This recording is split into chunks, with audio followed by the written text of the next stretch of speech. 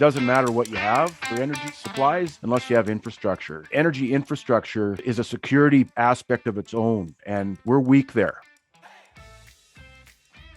Hi, you're watching Global Energy Show's 5x5 series. I'm Rachel Gregory, and joining us today is Kelly Ogle, CEO of the Canadian Global Affairs Institute.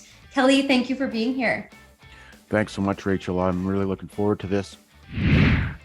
Now, Kelly, the Canadian Global Affairs Institute is consistently ranked among the top think tanks in international affairs. So in your tenure as CEO, you've expanded the CGAI's scope into energy security. Now, can you discuss why you feel that energy is a major component of Canada's security and some of the efforts we're taking to bring discussions about energy security into the mainstream? Supply of energy, in particular oil, natural gas, coal, uranium, copper, nickel, and all the other materials needed in modern energy systems are pressing foreign policy issues. And to bring these issues under the spotlight, we created the Energy Security Forum inside the CGIA, which works specifically on the issue of energy security in Canada. I have a weekly podcast where I conduct long-form interviews with experts from government, industry, academia. We produce policy papers on energy security, including the Energy Security Forum newsletter, published weekly. We also partnership with other organizations in the energy space, particularly excited about a new partnership with Ontario Tech University's Brilliant Energy Institute in Oshawa, Ontario.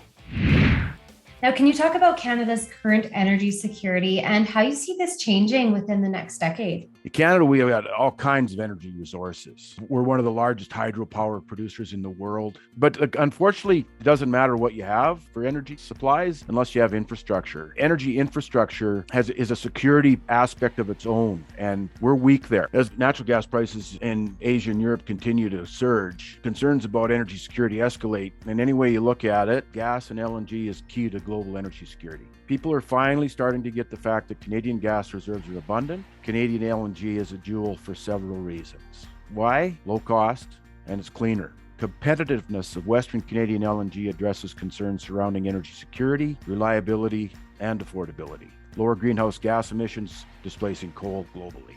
Can also be paired up to help backstop renewable energy products.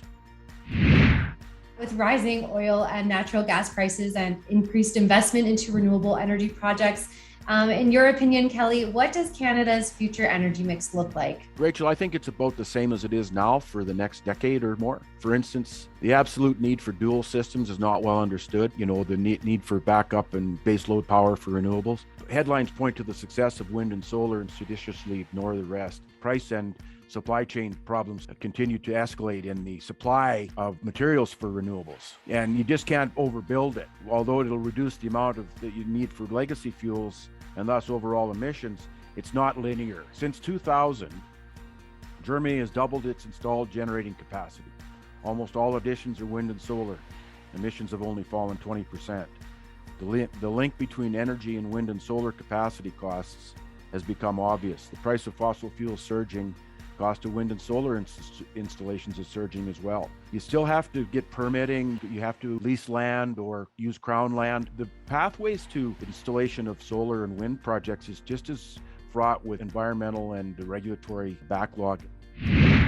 Perfect world, how could Canada secure long-term investment in the energy sector? We need regulatory certainty. Investors, the most important thing they're looking for is certainty. Energy policy as it currently is, subject to election cycles and politicking, media cycles, and the unpredictable self-destructive NIMBYism and global NGOs makes energy system more and more fragile, in my opinion.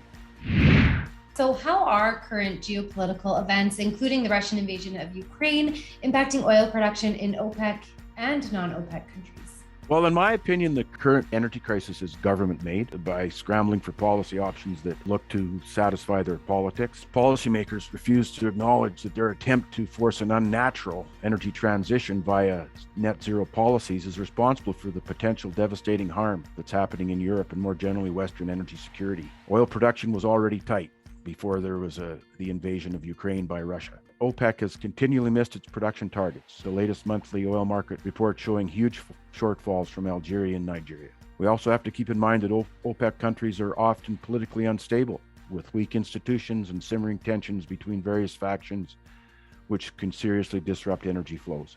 Saudi Arabia and the The United Arab Emirates have spare production capacity that they're keeping in reserve in anticipation of more serious disruptions. Iran also has spare capacity, but it's taking advantage of its strengthened position because of current conflicts to get concessions from the United States on nuclear talks, in my opinion. The Democrats in the U.S. are suffering politically from high gas prices, so it appears to me that they're playing ball with Iran. The U.S. is the main non-OPEC player because of huge oil production. They're suffering from labor, capital, and material shortages too. There's been a big shift in the outlook of how oil's produced in the United States, and at the end of the day, the shareholders decide how much they're going to produce.